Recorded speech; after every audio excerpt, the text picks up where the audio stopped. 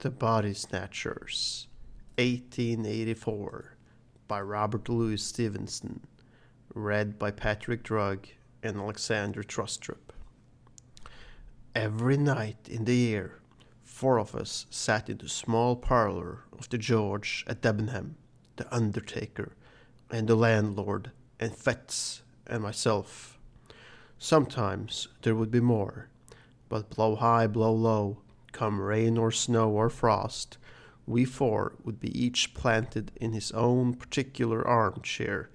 Fetz was an old drunken Scotsman, a man of education obviously, and a man of some property, since he lived in idleness. He had come to Debenham years ago, while still young, and by a mere continuance of living had grown to be an adopted townsman. His blue camlet cloak was a local antiquity, like the church spire. His place in the parlour at the George, his absence from church, his old crapulous disreputable vices, were all things, of course, in Debenham. He had some vague radical opinions and some fleeting infidelities, which he would now and again set forth and emphasize with tottering slaps upon the table. He drank rum, 5 glasses regularly, every evening, and for the greater portion of his nightly visit to the George sat, with his glass in his right hand, in a state of melancholy, alcoholic saturation. We called him the doctor, for he was supposed to have some special knowledge of medicine, and had been known upon a pinch to set a fracture or reduce a dislocation, but beyond these slight particulars we had no knowledge of his character and antecedents. One dark winter night, it had struck 9 some time before the landlord joined us, there was a sick man in the George. A great neighbouring proprietor suddenly struck down with apoplexy on his way to Parliament, and the great man's still greater London doctor had been telegraphed to his bedside. It was the first time that such a thing had happened in Debenham, for the railway was but newly open, and we were all proportionately moved by the occurrence. "He is come," said the landlord, after he had filled and lighted his pipe. "He?" said I. "Who? Not the doctor?" "Himself." "What's his name?" "Dr. McFarlane," said the landlord. Fetz was far through his third tumblers, stupidly fuddled, now nodding over, now staring mazily around him, but at the last word he seemed to awaken and repeated the name McFarlane twice, quiet enough the first time, but with sudden emotion at the second. "Yes, said the landlord. that's his name, Dr. Wolfe McFarlane." Fetz became instantly sober. His eyes awoke, his voice became clear, loud and steady, his language forcible and earnest. We were all startled by the transformation, as if a man had risen from the dead. "I beg your pardon," he said. "I'm afraid I have not been paying much attention to your talk. Who is this Wolfe McFarlane?" And then, when he had heard the landlord out, "It cannot be, it cannot be," he added. "And yet I would like to see him face to face." "Do you know him, doctor?" asked the undertaker with a gasp. "God forbid," was the reply. "And yet the name is a strange one. It were too much to fancy, too. Tell me, landlord, is he old?" "Well," said the host, "he's not a young man, to be sure, and his hair is white, but he looks younger than you." "He is older, though. He is older. But," with a slap upon the table, "it's the rum you see in my face. Rum and sin. This man, perhaps, may have an easy conscience and a good digestion. Coincidence? Hear me speak. You would think I was some good old decent Christian, would you not? But no, not I. I never canted. Voltaire might have canted if he'd stood in my shoes. But the brains? With a rattling fillip on his bald head. The brains were clear and active, and I saw and made no deductions. If you know this doctor, I ventured to remark after somewhat awful pause, I should gather that you do not share the landlord's good opinion. Fetz paid no regard to me. Yes, He said with a sudden decision. I must see him face to face. There was another pause, and then a door was closed rather sharply on the first floor, and a step was heard upon the stair. That's the doctor, Cried the landlord. Look sharp, and you can catch him. It was but 2 steps from the small parlour to the door of the Old George Inn. The wide oak staircase landed almost in the street.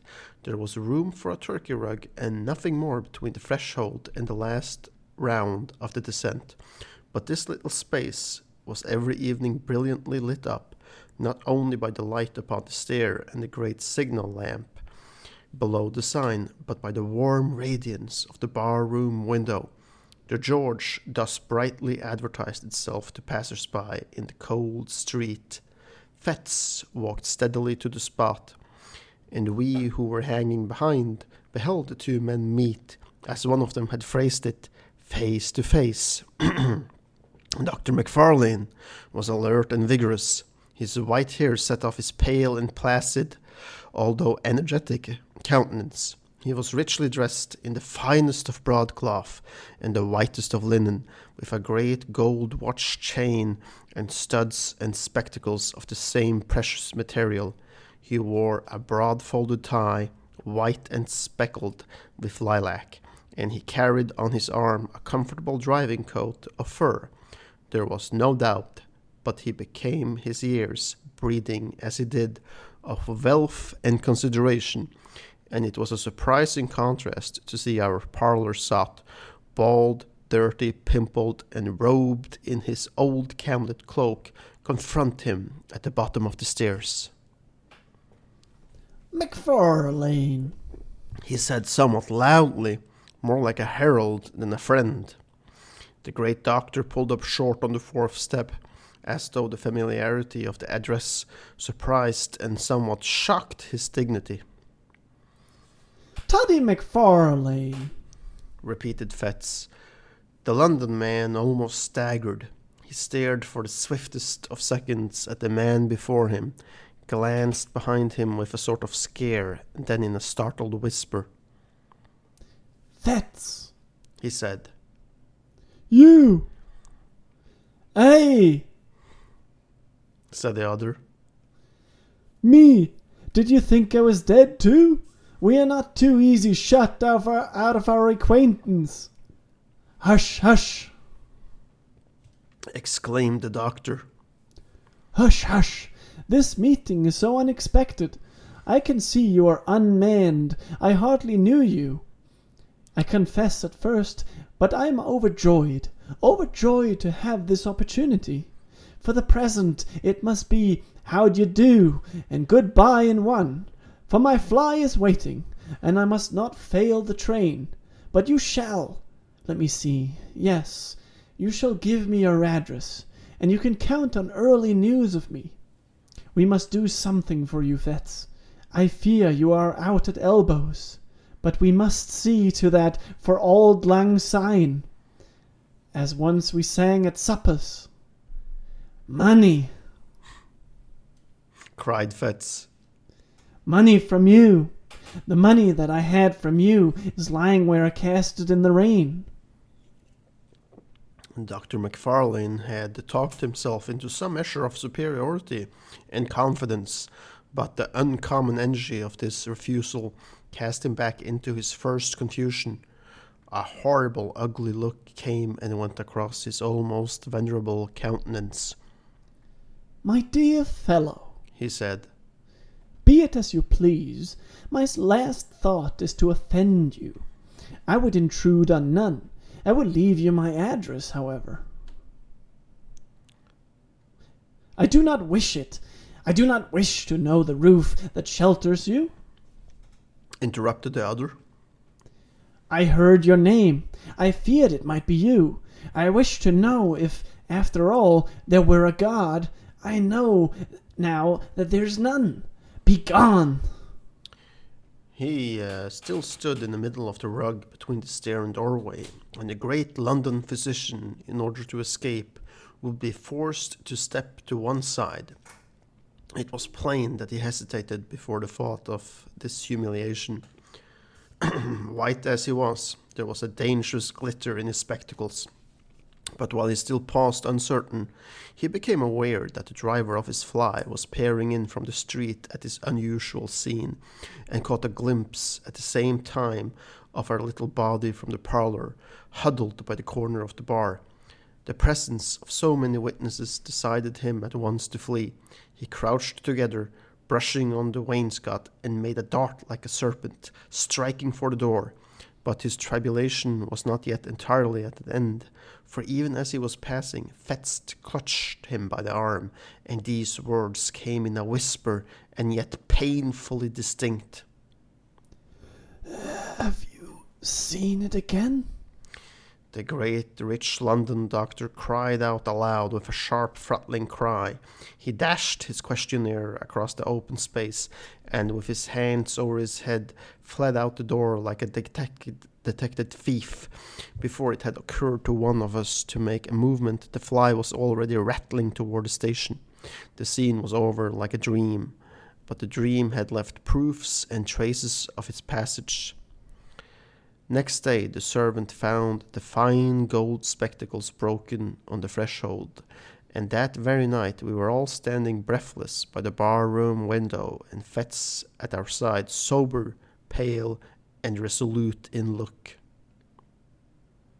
"God protect us, Mr. Feds," said the landlord, coming first into possession of his customary senses. "What in the universe is all this? These are strange things you've been saying." Fetz turned toward us. He looked us each in succession in the face.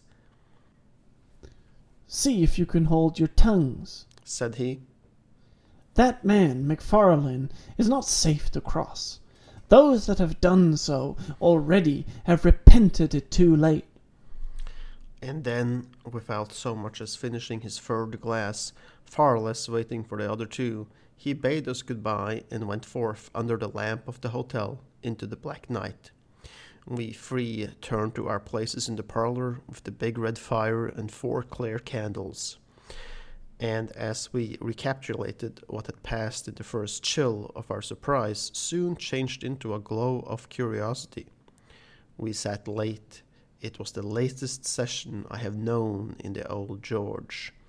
Each man, before we parted, had his theory that he was bound to prove, and none of us had any nearer business in this world than to track out the past of our condemned companion and surprise the secret that he shared with the great London doctor.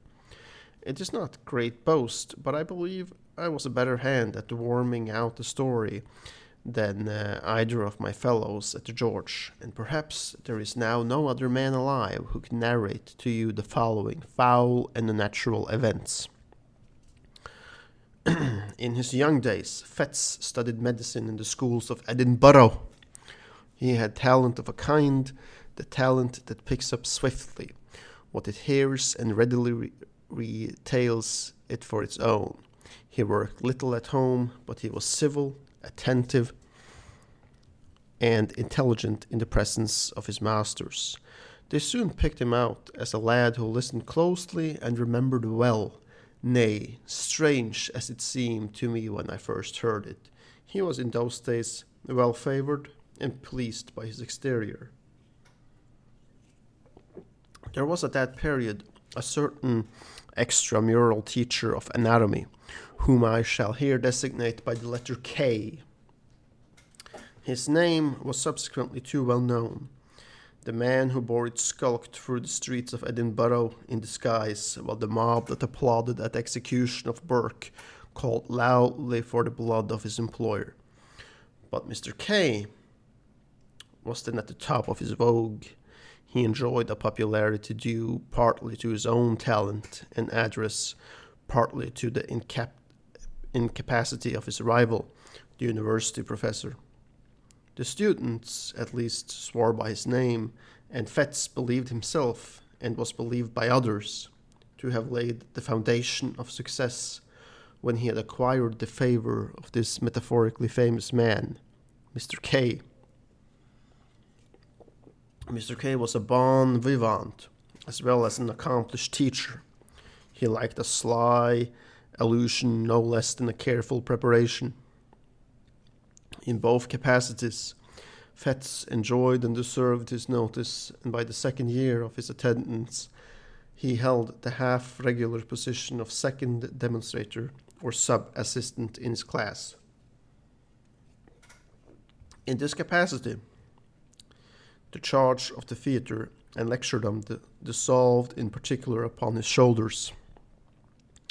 He had to answer for the cleanliness of the premises and the conduct of the other students, and it was a part of his duty to supply, receive, and divide the various subjects. It was a view to this last at that time very delicate, affair that he was lodged by Mr. K in the same wind, and at last in the same building with the dissecting room here. After a night of turbulent pleasures, his hand still tottering, his sight still misty and confused, he would be called out of bed in the black hours before the winter dawn by unclean and desperate interlopers who supplied the table. He would open the door to these men, since infamous throughout the land. He would help them with their tragic burden, pay them their sordid price, and remain alone when they were gone, with the unfriendly relics of humanity. From such a scene he would return to snatch another hour or two of slumber to repair the abuses of the night, and refresh himself for the labors of the day.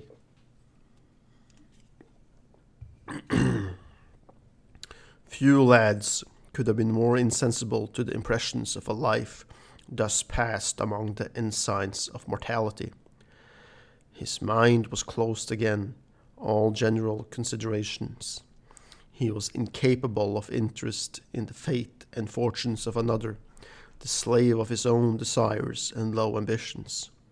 Cold, light, and selfish in the last resort, he had that modicum of prudence miscalled mortality, which keeps a man from inconvenient drunkenness or punishable theft.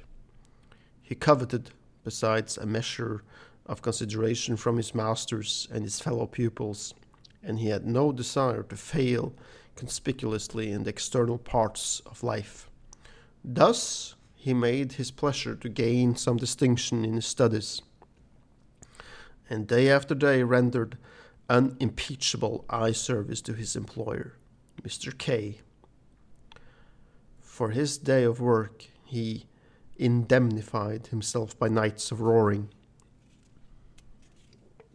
blackguardly enjoyment, and when that balance had been struck, the organ that he called his conscience declared itself content. The supply of subjects was continual trouble to him as well as to his master. In the large and busy class, the raw material of anatomies kept perpetually running out, and the business thus rendered necessary was not only unpleasant in itself, but threatened dangerous consequences to all whom were concerned. It was the policy of Mr. K to ask no questions in his dealings with the trade. They bring the body, and we pay the price, He used to say, dwelling on the alliteration. Quid pro quo. And again, and somewhat profanely, Ask no questions. he would tell his assistants. For conscience sake. There was no understanding that the subjects were provided by the crime of murder. Had that idea had been broached to him in the words, he would have recoiled in horror, but the lightness of his speech upon so grave matter was in itself an offence against good manners, and a temptation to the men with whom he dealt. Fetz, for instance, had often remarked to himself upon the singular freshness of the bodies. He had been struck again and again by the hang-dog, abdominal looks of the ruffians who came to him before dawn, and putting things together clearly in his private thoughts. He, perhaps, attributed a meaning to immoral, and too categorical to the unguarded counsels of his master. He understood his duty, in short, to have free branches, to take what was brought, to pay the price, and to avert the eye from any evidence of crime. One November morning, this policy of silence was put sharply to the test. He had kept awake all night, with a racking toothache, pacing his room like a caged beast, or throwing himself in fury on his bed, and had fallen at last into that profound, uneasy slumber that so often follows on a night of pain, when he was awakened by the third or fourth angry repetition of the concerted signal. There was a thin, bright moonshine. It was bitter cold, windy, and frosty. The town had not yet awakened, but an indefinable stir already preluded the noise and business of the day. The ghouls had come later than usual, and they seemed more than usually eager to be gone. Fetz, sick with sleep, lighted them upstairs. He heard their grumbling Irish voices through a dream, and as they stripped the sack from their sad merchandise, he leaned dozing, with his shoulder popping against the wall. He had to shake himself to find the men their money. As he did so, his eyes lighted on the dead face. He started. He took 2 steps nearer, with the candle raised. God almighty! He cried. That is Jane Galbraith! The men answered nothing, but they shuffled near the door. I know her, I tell you. He continued. She was alive and hearty yesterday. It's impossible she can be dead. It's impossible you should have got this body fairly. Sure, sir, you're mistaken entirely, said one of the men. But the other looked Fetz darkly in the eyes and demanded the money on the spot. It was impossible to misconceive the threat or to exaggerate the danger. The lad's heart failed him. He stammered some excuses, counted out the sum, and saw the hateful visitors depart. No sooner were they gone than he hasted to confirm his doubts. By a dozen unquestionable marks, he identified the girl he had jested with the day before. He saw with horror marks upon her body that might well betoken violence. A panic seized him, and he took refuge in his room. There he reflected at length over the discovery that he had made, considered soberly the bearing of Mr. K's instructions, and the danger to himself of interference in so serious a business. And at last, in some perplexity, determined to wait for the advice of his immediate superior, the class assistant. This was a young Dr. Wolf McFarlane, a high favorite among all the reckless students, clever, dissipated, and unscrupulous to the last degree. He had traveled and studied abroad. His manners were agreeable and a little forward. He was an authority on stage, skillful on the ice, or the links with skate or golf club. He dressed with nice audacity, and to put the finishing touch upon his glory, he kept a gig and a strong frothing horse. With Fetz, he was on terms of intimacy. Indeed, their relative positions called for some community of life.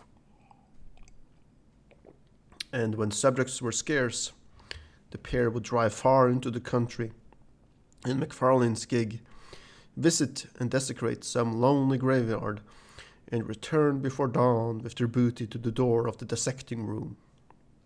On that particular morning, McFarlane arrived somewhat earlier than his wont.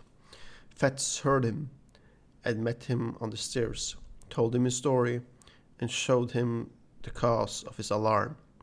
McFarlane examined the marks on her body. Yes, He said with a nod. it looks fishy.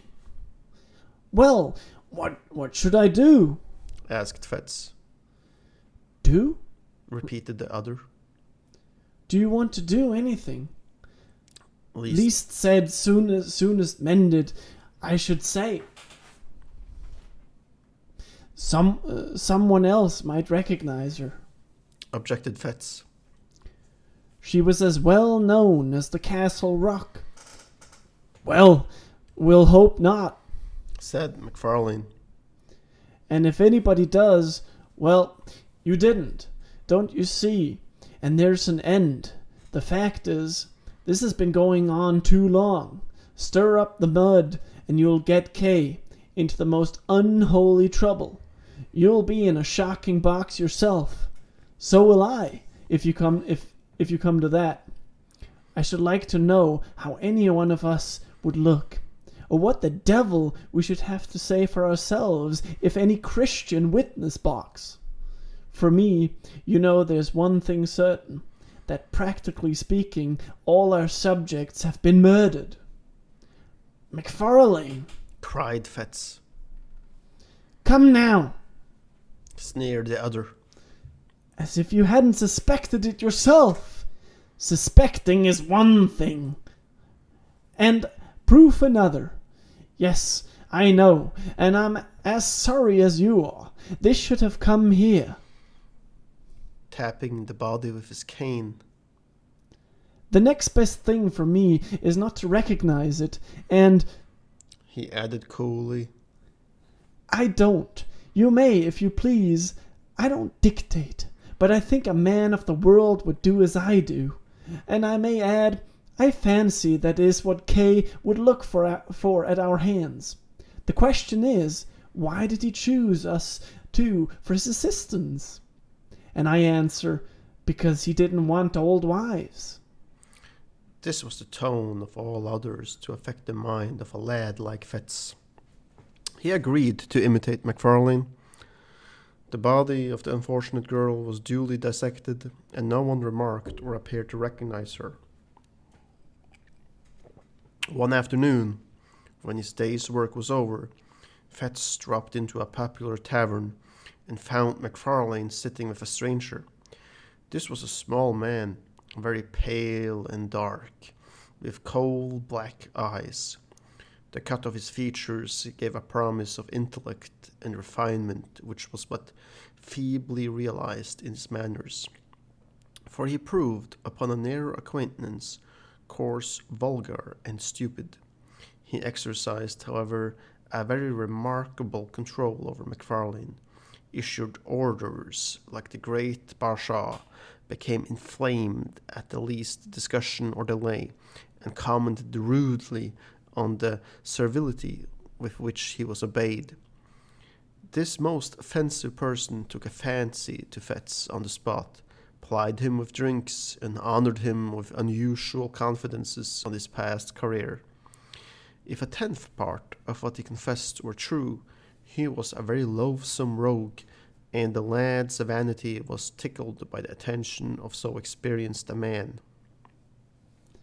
I'm a pretty bad fellow myself. The stranger said remarked. But McFarlane is the boy. Toddy McFarlane, I call him. Toddy, Order your friend another glass. Or it might be. Toddy, you jump up and shut the door. Toddy hates me. He said again. Oh yes, Toddy, you do. Don't you call me that confounded name. Growled McFarlane. Hear him! Did you ever see the lads play knife? He would like to do that all over my body. Remarked the stranger. We medicals have a better way than that. Said Fetz. When we dislike a friend of ours, we dissect him. McFarlane looked up sharply, as though this jest was scarcely to his mind. The afternoon passed. Gray, for that was the stranger's name, invited Fetz to join them at dinner, ordered a feast so sumptuous that the tavern was thrown in commotion, and when all was done commanded McFarlane to settle the bill. It was late before they separated. The man Gray was incapably drunk. McFarlane, sobered by his fury, chewed the cud of the money he had been forced to squander and the slights he had been obliged to swallow. Fetz, with various liquors singing in his head, returned home with devious footsteps and a mind entirely in abeyance. Next day, McFarlane was absent from the class, and Fetz smiled to himself as he imagined him still scouring in the intolerable Grey from tavern to tavern. As soon as the hour of liberty had struck, he posted from place to place in quest of his last night companions. He could find them, however, nowhere, so returned early to his rooms, went early to bed, and slept the sleep of the just. At 4 a.m, he was awakened by the well-known signal. Descending to the door, he was filled with astonishment to find McFarlane with his gig. And in the gig, one of those long and ghastly packages with which he was so well acquainted. What? He cried. Have you been alone? How did you manage? But McFarlane silenced him roughly, bidding him turn to business. When they had the body upstairs and laid it on the table, McFarlane made at first as if he were going away. Then he paused and seemed to hesitate, and then, You had better look at the face, said he, in tones of somewhat constraint. You had better, he repeated, as Fetz only stared at him in wonder. But where, and how, and when did you come by it? Cried the other. Look at the face, Was the only answer. Fetz was staggered. Strange doubts assailed him. He looked from the young doctor to the body and then back again. At last, with a start, he did as he was bidden. He had almost expected that the sight that met his eyes, and yet the shock was cruel, to see, fixed in rigidity of death and naked on that coarse layer of sackcloth, the man whom he had left well clad and full of meat and sin upon the threshold of a tavern awoke, even in the thoughtless Fetz, some of the terrors of the conscience. It was a crass TB which re-echoed in his soul. The two whom he had known should have come to lie upon these icy tables, yet there were only secondary thoughts. His first concern regarded Wolf. Unprepared for a challenge so momentous, he knew not how to look his comrade in the face. He durst not meet his eye, and he had neither words nor voice at his command. It was McFarlane himself who had made the first advance. He came up quietly behind him and laid his hand gently but firmly on the other's shoulders. Ricardson, Said he. May have the head. Now Ricardson was a student. Richardson was a student who had long been anxious for that portion of human subject to dissect. There was no answer, and the murderer resumed. Talking of business, you must pay me. Your accounts, you see, must tally. Fats found a voice, the ghost of his own. Pay you? He cried. Pay you for what? For that? Why, yes, of course you must. By all means, and on every possible account you must. Returned the other. I dare not give it for nothing. You dare not take it for nothing. It would compromise us both. This is another case like the Jane Galbraiths. The more things are wrong, the more we must act as if we all were right. Where does old K keep his money? There, Answered Fats hoarsely, pointing to a cupboard in the corner. Give me the key then. Said the other calmly, holding out his hand. There was an instant hesitation, and the die was cast. McFarlane could not suppress a nervous twitch. The infinitesimal mark of an immense relief as he felt the key between his fingers. He opened the cupboard, brought out a pen and ink and a paper book that stood in the one compartment, and separated from the funds in a drawer a sum suitable to the occasion. Now look here, He said. There is the payment made. First proof of your good faith. First step to your security. You have now to clinch it by a second. Enter the payment in your book, and then you, for your part, may defy the devil. The next few seconds were for Fats an agony of thought, but in balancing his terrors, it was the most immediate that triumphed. Any future difficulty seemed almost welcome if he could avoid a present quarrel with McFarlane. He set down the candle which he had been carrying all this time, and with a steady hand entered the date, the nature, and the amount of the transaction. And now, Said McFarlane. It's only fair that you should pocket the lucre. I've had my share already. By the time when a man of the world falls into a bit of luck, has a few shillings extra in his pocket. I'm ashamed to speak of it, but there's a rule of conduct in the case. No treating, no purchase of expensive class books, no squaring of old debts. Borrow, don't lend. McFarlane, Began Fats, still somewhat hoarsely. I have put my neck in a halter to oblige you. To oblige me? Cried Wolf. Oh, come, you did, as near as I can see the matter, what you downright had to do in self-defense. Suppose I got into trouble, where would you be? This second little matter flows clearly from the first. Mr. Gray's the continuation of Miss Galbraith. You can't begin and then stop. If you begin, you must keep on beginning. That's the truth. No rest for the wicked. A horrible sense of blackness and the treachery of fate seized hold upon the soul of the unhappy student. My God! He cried. But what have I done? And when did I begin? To be made a class assistant in the name of reason. Where's the harm in that? Service wanted the position. Service might have got it. Would he have been where I am now? My dear fellow, Said McFarlane. what a boy you are. What harm has come to you? What harm can come to you if you hold your tongue? Why, man, do you know what this life is?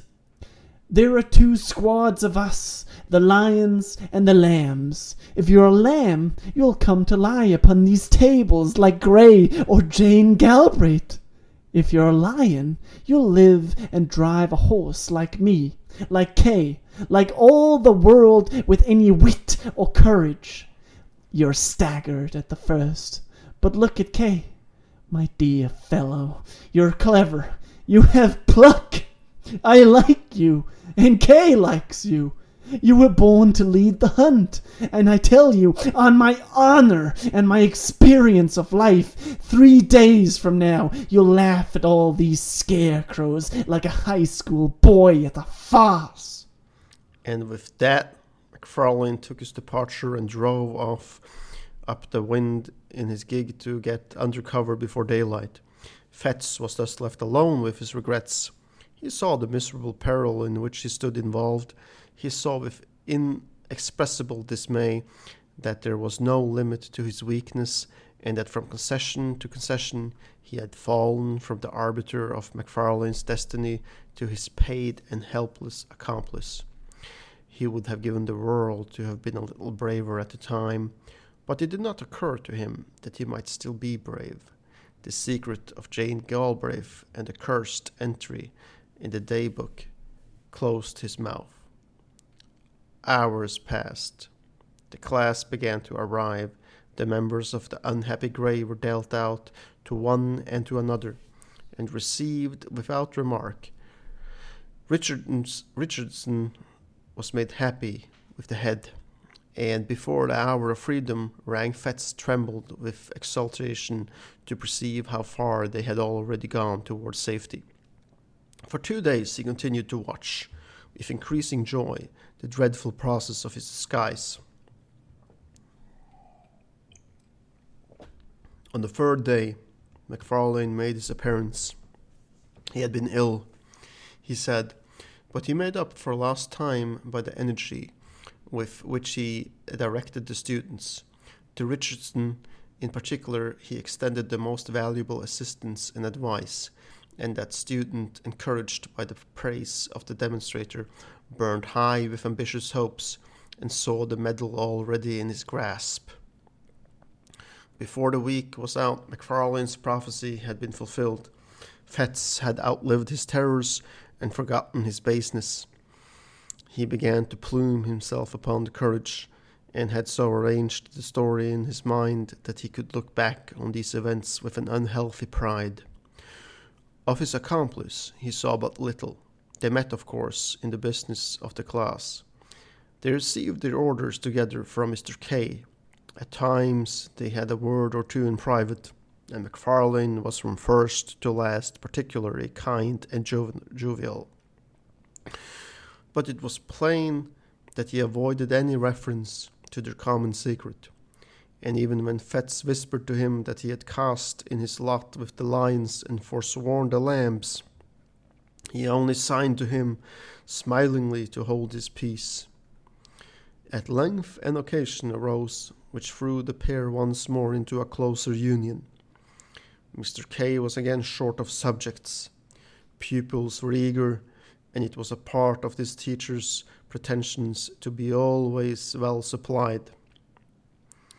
At the same time, there came the news of burial in rustic graveyard of Glencorse. Time has little changed the place in question. It stood then as now upon a cross road, out of call of human habitations, and burial phantoms deep in the foliage of 6 cedar trees. The cries of the sheep upon the neighboring hills, the streamlets upon the either hand, one loudly singing among pebbles, and the other dripping furtively from pond to pond. The stir of the wind in mountainous old flowering chestnuts, and once in 7 days, the voice of the bell and the old tunes of the precentor were the only sounds that disturbed the silence around the rural church. The Resurrection Man, to use a by-name of the period, was not to be deterred by any of the sanctities of customary piety. It was a part of his trade to despise and desecrate the scrolls and trumpets of old tombs, the paths worn by the feet of worshippers and mourners, and the offerings and the inscriptions of bereaved affection.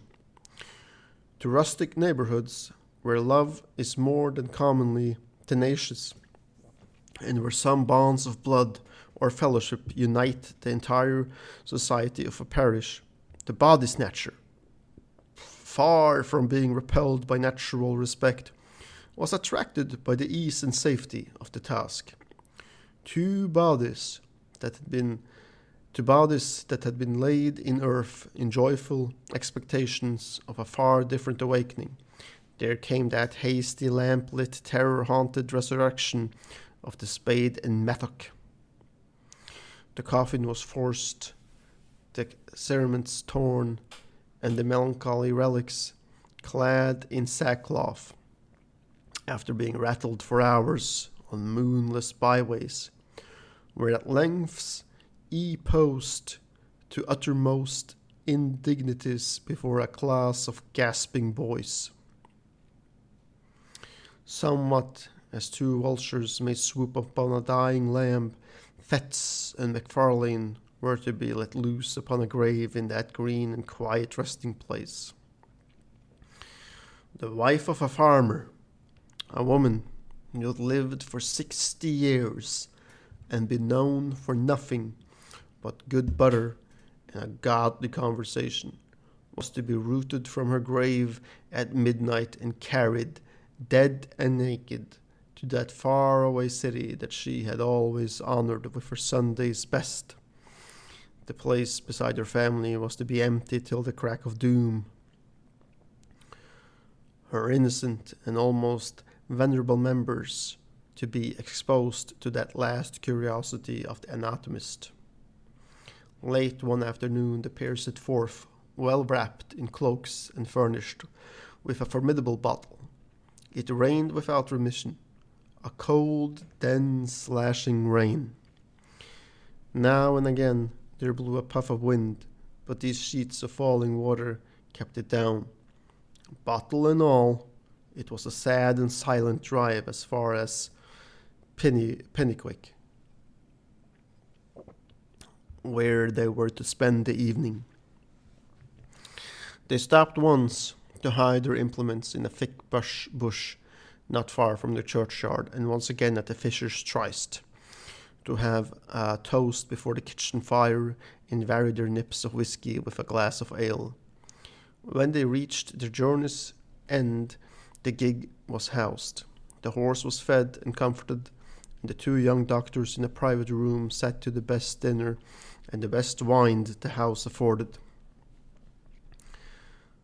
The lights, the fire, the beating rain upon the window, the cold, incongruous work that lay before them added zest to their enjoyment of the meal. With every glass, their cordiality increased. Soon MacFarlane handed the little pile of gold to his companion. "A compliment," he said. "Between friends, these little accommodations ought to fly like pipe lights." Fetz pocketed the money and applauded the sentiment to the echo. "You are a philosopher," he cried. "I was an ass till I knew you. You and Kay, between you, by the Lord Harry, but you'll make a man of me." "Of course we shall," applauded MacFarlane. "A man! I tell you, it required a man to back me up the other morning. There's some big, brawling 40-year-old cowards who would have turned sick at the look of the thing. But not you. You kept your head. I watched you." "Well, and why not?" Fetz thus wanted himself. "It was no affair of mine. There was nothing to gain on the one side but disturbance. And on the other, I could count on your gratitude, don't you see?" And he slapped his pocket till the gold pieces rang. MacFarlane somehow felt a certain touch of alarm at these unpleasant words. He may have regretted that he had taught his young companion so successfully, but he had no time to interfere, for the other nosily continued to this boastful strain. "The great thing is not to be afraid. Now, between you and me, I don't want to hang. That's practical. But for all cant, MacFarlane, I was born with a content. hell, God, devil, right, wrong, sin, crime, and all the old gallery of curiosities. They may frighten boys, but men of the world, like you and me, despise them. Here's to the memory of Grey.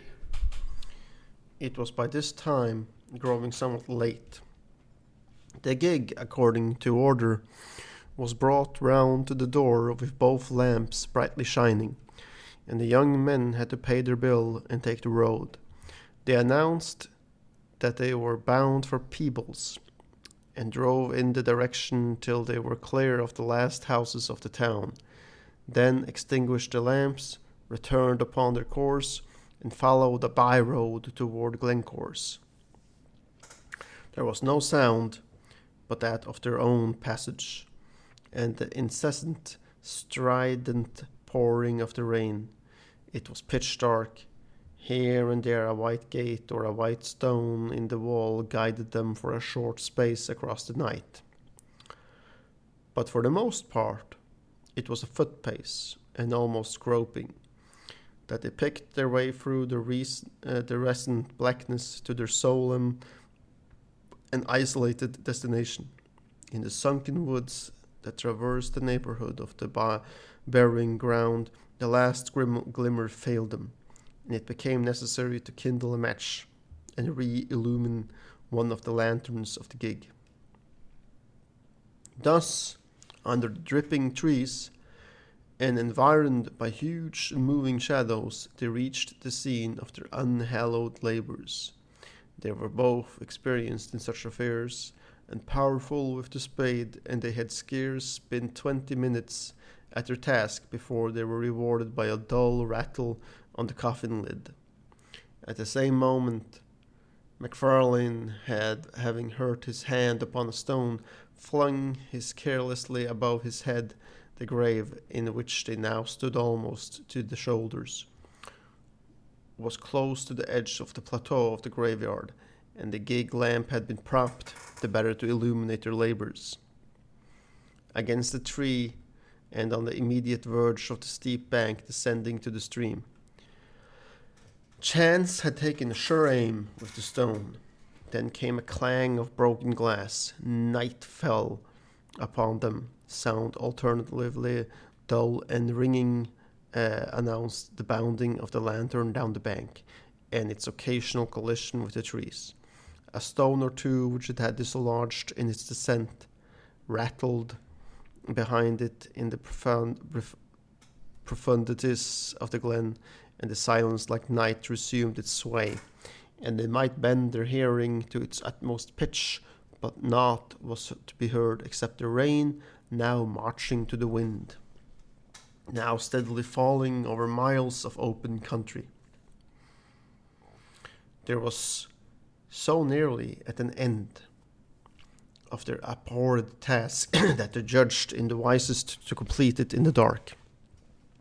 The coffin was exhumed and broken open, the body inserted in the dripping sack and carried between them to the gig, one mounted to keep it in place, and the other taking the horse by the mouth, groping along by wall and bush until they reached the wider road by the Fisher's Tryst. Here was a faint, diffused radiancy, which they hailed like daylight. By that they pushed the horse to a good pace and began to rattle along merrily in the direction of the town. They had both been wetted to the skin during their operations, and now as the gig jumped among the deep ruts, the thing that stood propped between them fell now upon one and now upon the other.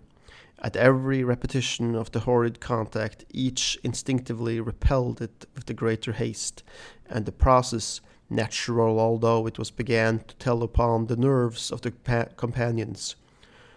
MacFarlane made some ill-favored jests about the farmer's wife, but it came hollowly from his lips, and was allowed to drop in silence.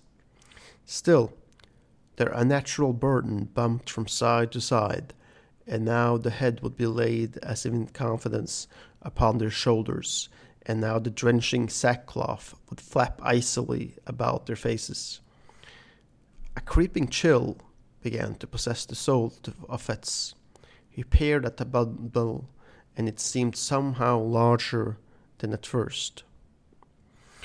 All over the countryside, and from every degree of distance, the farm dogs accompanied their passage with tragic ululations, and it grew and grew upon his mind that some unnatural miracle had been accomplished, that some nameless change had befallen the dead body, and that it was in fear of their unholy burden that the dogs were howling. "For God's sake," said he, making a great effort to arrive at speech. "For God's sake, let's have a light." Seemingly, MacFarlane was affected in the same direction, for though he made no reply, he stopped the horse, passed the reins to his companion, got down, and proceeded to kindle the remaining lamp. They had by that time got no farther than the crossroad down Auchenclinny.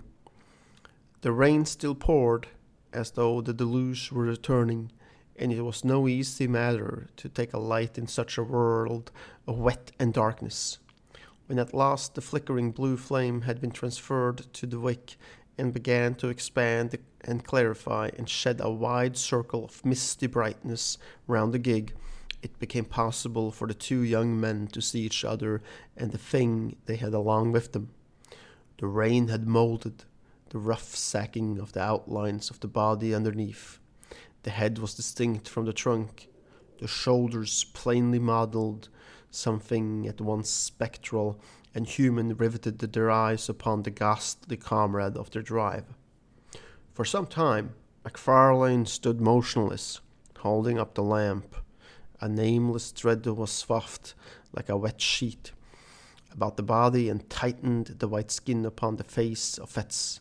A fear that was meaningless, a horror of what could not be, kept mounting to his brain. Another beat of the watch, and he had spoken, but his comrade forestalled him. "That is not a woman," said MacFarlane in a hushed voice. "It was a woman when we put her in." Whispered Fetz. Hold that lamp," said the other. "I must see her face." And as Fetz took the lamp, his companions untied the fastenings of the sack and drew down the cover from the head. The light fell very clear upon the dark, well-moulded features and smooth-shaven cheeks of a too familiar countenance, often beheld in the dreams of both of these young men. A wild yell rang up into the night. Each leaped from his own side into the roadway.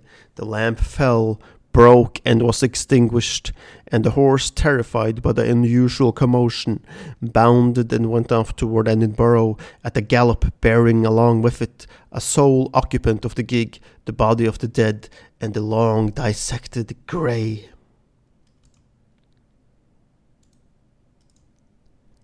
End of The Body-Snatchers. Read by Patrick Rugg and Alexander Trustrup.